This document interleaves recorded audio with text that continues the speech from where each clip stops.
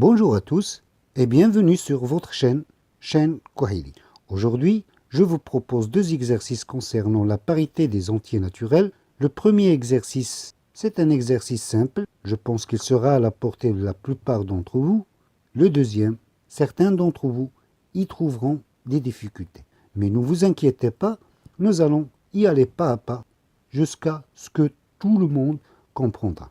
Avant de commencer les exercices, je vais vous présenter un petit résumé des différentes propriétés qu'on a vues concernant la parité des entiers naturels. D'abord, on a vu que l'ensemble n, c'est l'ensemble des entiers naturels. Cet ensemble comporte les éléments 0, 1, 2, 3 et ainsi de suite. Et n étoile, l'ensemble des entiers naturels non nuls. Ça veut dire que tous les éléments configurant dans n étoile, on va représenter n'importe quel élément appartenant à une étoile par n, ça veut dire que n sera distinct de 0. Et ainsi, n étoile va commencer par l'élément 1, ou bien l'entier 1, 2, 3, etc. Et comme vous constatez ici, 0 ne configure pas parmi les éléments de n étoile. C'est pour cela qu'on dit que 0 n'appartient pas à n étoile. On a aussi vu que si n est un élément de n, ça veut dire appartient à n, n plus 1, l'entier qui le suit, et n moins 1 est l'entier qui le précède. C'est pour cela qu'on dit que n et n plus 1 ou bien n moins 1 et n sont des entiers consécutifs. L'autre chose qu'on a vu, si n appartient à n, ça veut dire que chaque élément appartenant à n, chaque entier n, il est soit pair, soit impair. Et chaque entier pair s'écrit sous forme de n égale à 2k. Chaque entier impair s'écrit sous forme de k plus 1. Ça veut dire que l'une des méthodes qu'on utilise pour étudier la parité d'un entier naturel, on essaie de trouver l'une des formes suivantes. De plus, on a vu que si A et B sont deux entiers naturels, l'addition de ces deux nombres, ou bien la différence de ces deux nombres, pour la différence à condition que A sera supérieur ou égal à B, sinon si A est inférieur à B, on aura A moins B qui n'appartient pas à N. Ça veut dire qu'il va nous donner un entier relatif et pas naturel. On a dit que l'addition et la différence ont la même parité. Ça veut dire tout ce qu'on va dire sur l'addition est valable pour la différence. Cette somme ou bien cette addition est impaire. Le seul cas où une addition est impaire, quand A et B ont une parité différente. Ça veut dire l'un sera pair et l'autre sera impair. Au cas contraire, A et B ont la même parité, ce qui signifie que tous deux pairs ou bien tous deux impairs, l'addition ou la différence est paire. Pour ce qui concerne le produit de deux entiers naturels, le seul cas où ce produit est impair est quand A et B sont tous deux impairs. Au cas contraire, A et B sont tous deux pairs ou bien d'une parité différente, on aura le produit pair. Autre chose, tout entier et son carré ont la même parité. En cas général, tout entier et sa puissance n à la puissance p aussi ont la même parité, à condition que l'exposant p sera différent de 0. Parce que si p égale à 0, on aura n à la puissance 0 qui va être égal à 1, et 1 est un nombre impair, quelle que soit la parité de n. C'était les différentes propriétés que vous en aurez besoin pour étudier la parité des entiers naturels. Commençons maintenant le premier exercice. Soit x et y, deux entiers naturels tels que y égale à x plus 1 au carré moins x au carré. Montrer que le nombre y est impair. Montrons que y est impair. Si on se concentre sur la façon avec laquelle on a écrit y, vous voyez ici on a x plus 1. Ça veut dire deux entiers consécutifs. Y est impair. En réalité, il nous demande de montrer que la différence du carré de deux entiers consécutifs est toujours impair. On a, après les données y égale à x plus 1 au carré moins x au carré. Et comme vous constatez ici, on a une identité remarquable qu'on va décomposer. On aura x au carré plus 2x plus 1 moins x au carré. X au carré moins x au carré, ça va donner 0, d'où y sera égal à 2x plus 1. Et comme vous voyez ici, on a l'expression d'un entier impair, donc y est impair, d'où la différence de carré de deux entiers consécutifs est toujours impair. Trouvez un entier naturel A tel que A plus 1 au carré moins A au carré égale à 147. Dans cette question, on nous demande de trouver la valeur de A qui vérifie cette égalité. Ça veut dire, si on a une différence du carré de deux entiers consécutifs, il sera égal à 147, quel est cet entier A qui vérifie cette égalité? On a A plus 1 au carré moins A au carré égale à 147, ce qui va donner ici 2A plus 1 égale à 147. D'après ce qu'on a trouvé dans la première question, on aura une équation qu'on va résoudre. 2A égale à 147 moins 1. Ça signifie que A sera égal à 146 sur 2. Alors A sera égal à 73. Donc l'entier qui va vérifier cette égalité sera 173. Pour bien comprendre ce qu'on a démontré à la première question, 73, l'entier qui le suit, 74. Ça signifie que 74 au carré moins 73 au carré sera égal à 147 et vous pouvez le vérifier avec une calculatrice. Passons maintenant à la troisième question. Est-il possible d'avoir b plus 1 au carré moins b au carré égale 896 754 320 où b est un entier naturel? Justifiez la réponse. Maintenant, vérifions si cette égalité sera réalisable. On sait, d'après la première question, que la différence du carré de deux entiers consécutifs est impair. Ça, on l'a démontré à la première question. Et ce nombre, 896 754 320, est pair. C'est un nombre pair parce qu'il est divisible par 2. Maintenant, on se demande, est-il possible qu'un nombre impair sera égal à un nombre pair? Absolument pas, parce qu'un nombre impair ne sera jamais égal à un nombre pair. C'est pour cela, on va dire, alors, il est impossible d'avoir cette égalité. Le deuxième exercice, soit x, y, deux entiers naturels tels que 2 à la puissance 2x moins 8 plus 2 à la puissance 3x moins 8 plus 3y moins 4 égale à 260.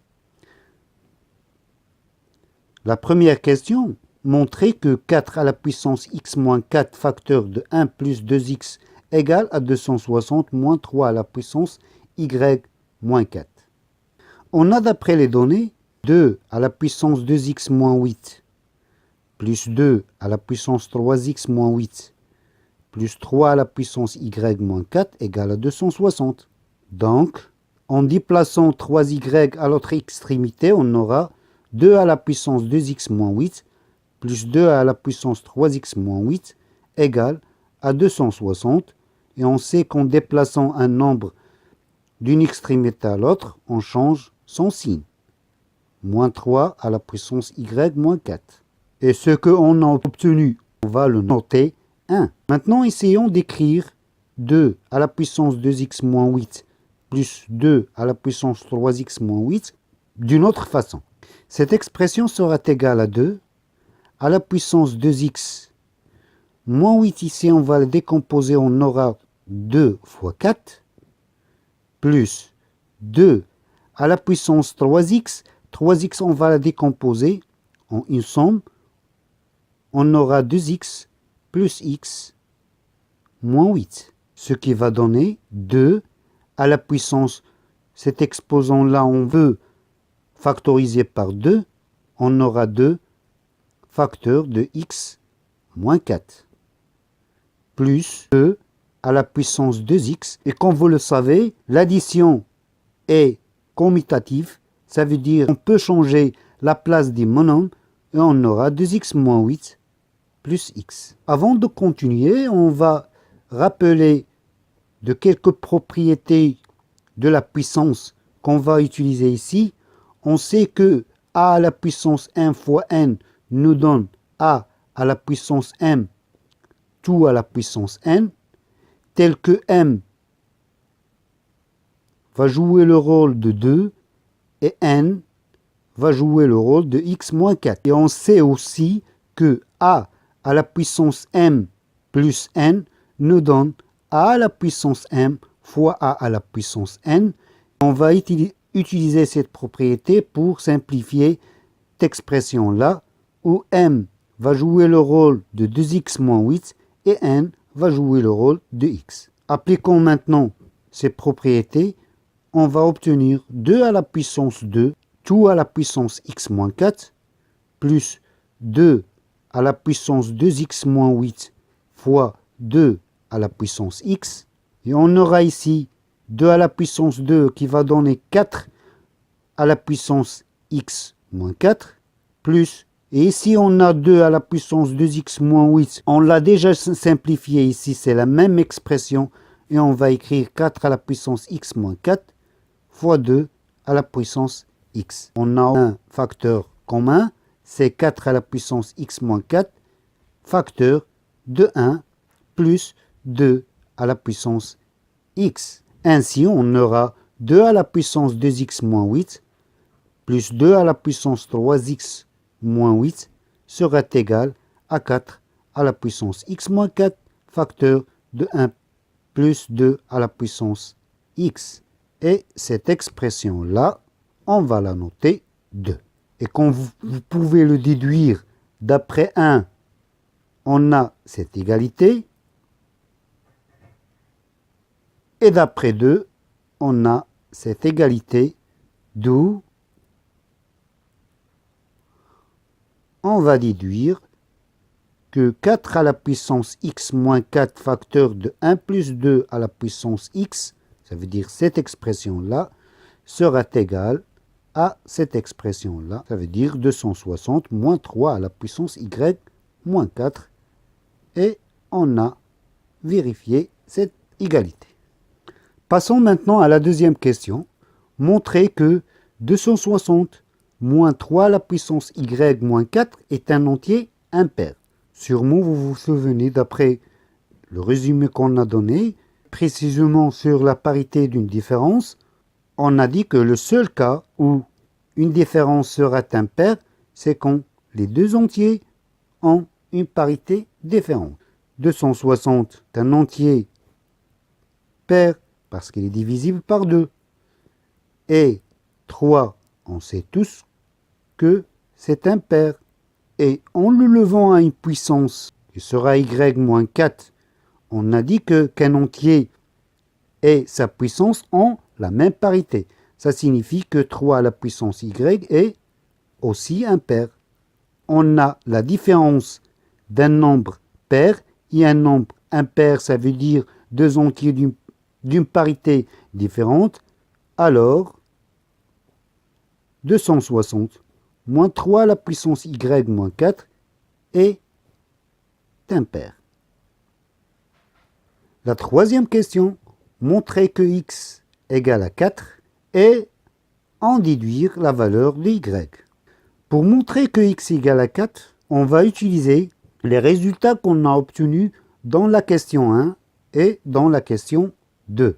On a 4 à la puissance x moins 4, facteur de 1 plus 2 à la puissance x, égale à 260 moins 3 à la puissance y moins 4. Et 260 moins 3 à la puissance y moins 4 est impair. Et puisqu'on a une égalité ici entre deux entiers naturels, l'un d'eux est impair, ça veut dire que l'autre, 4 à la puissance x moins y, 1 plus facteur de 1 plus 2 à la puissance x, est impair. Puisque 260 moins 3 à la puissance y moins 4 est impair, alors 4 à la puissance x moins 4 facteur de 1 plus 2 à la puissance x est aussi impair. Comme vous voyez ici, on a un produit de deux entiers naturels qui est impair. Et on a dit que le seul cas où un produit est impair, c'est quand les deux entiers sont impairs. Alors, 4 à la puissance x moins 4 est impair et 1 plus 2 à la puissance x est impair, puisqu'on a trouvé que ce produit est impair. Alors 4 à la puissance x moins 4 est impair. Là, on a un petit problème. On sait tous que 4 est pair, n'est-ce pas?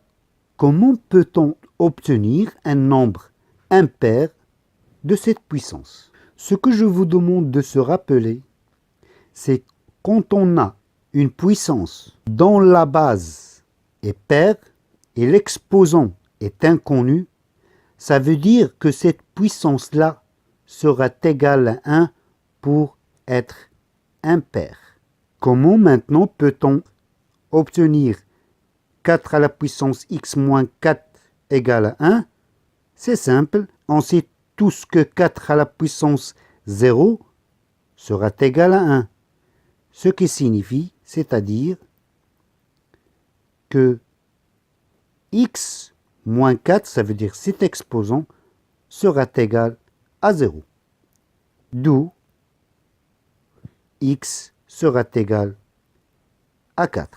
J'espère que vous avez bien compris cette partie-là parce que c'est important de se concentrer et sinon, vous pouvez répéter la vidéo plusieurs fois jusqu'à ce que vous pouvez maîtriser ce qu'on vient de dire.